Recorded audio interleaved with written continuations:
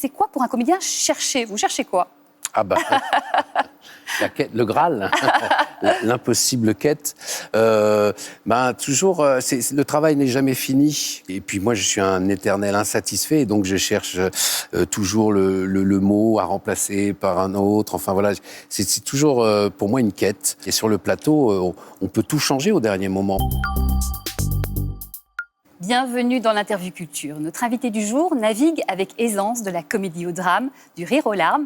Il vient nous parler de son nouveau film. Bienvenue Bernard Campan. Merci. On est ravis de vous recevoir pour parler de ce film. Il s'appelle L'enfant qui mesurait le monde. C'est une adaptation du roman de Metin Arditi, réalisé par Takis Kandilis. Alors, pour commencer, L'enfant qui mesurait le monde, c'est l'histoire de qui, de quoi? Moi, je peux en parler vu par mon personnage. Du point de vue de mon personnage, c'est un homme qui est promoteur, et qui a énormément de succès et qui, en une journée, va perdre son métier et va apprendre aussi la disparition de sa fille, de laquelle il est coupé depuis plusieurs années, fâché. Donc, il va partir en Grèce pour enterrer sa fille et il va découvrir qu'il a un petit enfant, voilà, qu'il est grand-père. Et voilà, à partir de là, l'histoire commence. Alors déjà, votre personnage qui s'appelle Alexandre, c'est un homme dur, qui a tout donné à son travail, effectivement, au détriment de sa vie personnelle. Il en paie un peu les frais, là, à ce stade-ci de l'histoire. Oui, c'est quelqu'un qui, en fait, c'est ce que je me suis dit, c'est quelqu'un qui finalement ne le sait pas, mais qui a déjà tout perdu. Parce qu'en fait, il a perdu sa vocation d'antan, qui était d'être architecte. Il est devenu promoteur. Son rêve. Il s'est coupé de sa fille, il est fâché depuis 15 ans. Je dirais qu'il l'a presque oublié. Et donc, il a déjà perdu sa fille avant de l'apprendre qu'elle est décédée. Vous voyez, il a perdu ses racines grecques. Voilà, c'est quelqu'un qui a tout perdu. Et le jour où il pense avoir tout perdu, il va tout retrouver, en fait. Ouais. Il découvre qu'il a un petit-fils de 9 ans. Ça témoigne quand même de la relation, c'est-à-dire rien. C'était depuis 12 ans, ils étaient en froid avec sa fille. Ouais. Ce petit garçon qui est autiste en plus. Donc, vous arrivez en tant que personnage avec des certitudes bien accrochées. C'est compliqué pour vous, Alexandre, dans le film. Oui, c'est un combatif. D'ailleurs, on le dit dans le film, Alexandre, c'est le guerrier, étymologiquement. C'est quelqu'un qui a toujours été dans la lutte, dans le combat et donc dans les certitudes. Et là, son monde s'ébranle. Il va, mais pour son bien, il va se fissurer finalement pour laisser rentrer de la tendresse, de l'affection. Et voilà, il va découvrir le lien, le vrai lien. Il va devenir humain progressivement, quoi. Face à lui, ce jeune garçon, donc il a 9 ans, il est autiste, mais très intégré. Il n'y a plus sa maman, mais il y a une sorte de nounou qui est là, qui l'accompagne. C'est une jolie relation. On va regarder tout de suite un extrait et on se retrouve un extrait de la bande-annonce. Bonjour, je suis le papa de ta maman. C'est pas facile de dire la vérité à un enfant, surtout un enfant comme lui. Comment ça? Yann, il est autiste, Asperger. Tu cherches quoi? J'ai l'impression que ce garçon aurait besoin quand même d'une vraie éducation plus adaptée. Vous pensez pas? Je pense que je m'occupe très bien de lui. C'était l'endroit préféré de votre fille. This is my proposal. I'm sure it will satisfy you. Ce que je veux juste, c'est récolter le plus d'argent possible pour lui. C'est pas normal, ça? Je veux pas y aller! Yanis! Il y a des lois qui disent que les enfants dépendent de leur famille. Moi, je suis pas ta famille. Il y a un petit garçon sur cette île qui a certainement besoin de vous. Je sais pas comment on peut rendre heureux un petit garçon comme lui.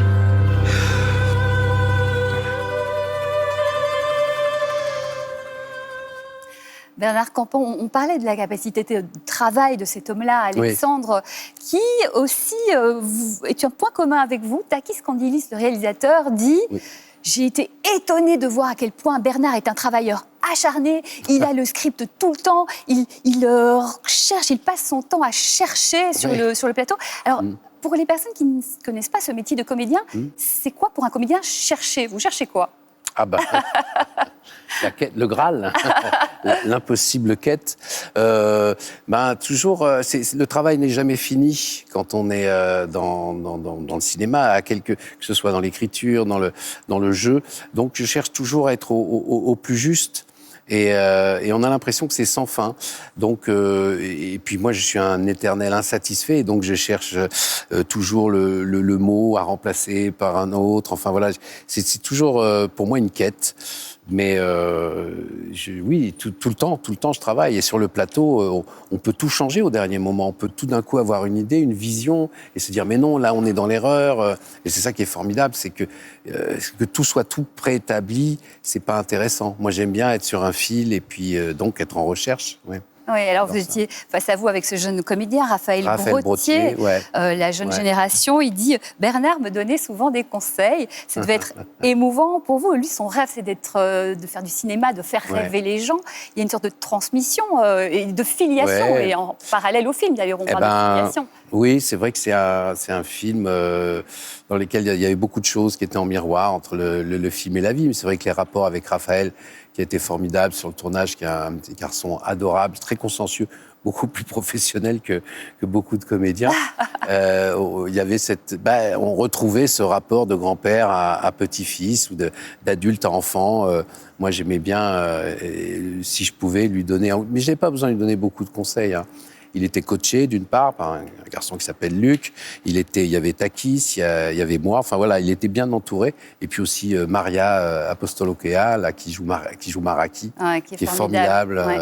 Les comédiens grecs sont tous formidables, d'ailleurs. Oui, oui. Et un grand travailleur aussi, ce petit Raphaël, puisqu'il faisait aussi ses devoirs pendant 1 heure tous les jours avec son papa. Donc, il a la trempe d'un futur Bernard Campan, peut-être, qui sait. Non, parce que moi, je ne faisais pas mes devoirs. Moi, donc, et mon papa m'aidait pas beaucoup. Enfin bon, ça, c'est encore autre chose. Mais le papa, oui, de Raphaël, Anthony, sa maman ne pouvait pas être là. Mais le papa était très présent. Et pour Raphaël, ça a été dur parce qu'il est resté presque 2 mois sur cette île, loin de sa maman, de son petit frère. Et oui, c'était vraiment difficile pour lui. Et il s'en est vraiment super bien sorti. C'était vraiment un petit garçon super. Ouais, justement, cet isolement où vous ne rentrez pas, les comédiens, chez vous le soir, est-ce que justement ça crée plus de liens entre vous ? Oui, ça nous permet de rester immergés dans le film, dans l'histoire. Et en plus, là, on est sur une île. Une petite île d'ailleurs, Spetses, c'est une petite île, on peut en faire le tour en vélo en 1 heure, 1 heure et demie, on en a fait le tour, donc moi j'ai adoré cette île d'ailleurs.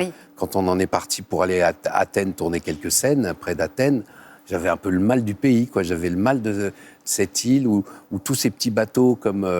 le bateau que conduit Maraki, puisque les taxi-boats, là, qui sont blancs et rouges, sont tous...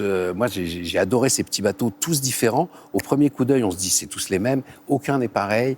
Et voilà, cette île, vraiment, je regarde des souvenirs et j'aimerais vraiment y revenir, pour des vraies vacances. Eh bien, on va commencer par y revenir et nous y venir. On va la découvrir, c'est vraiment un très joli endroit. Le film s'appelle donc L'enfant qui mesurait le monde. Ça sort le 26 juin. Merci infiniment, Bernard Campan. Merci Isabelle. Plein de succès à vous. Merci beaucoup. On se retrouve très vite pour une nouvelle interview culture. Et d'ici là, mon film.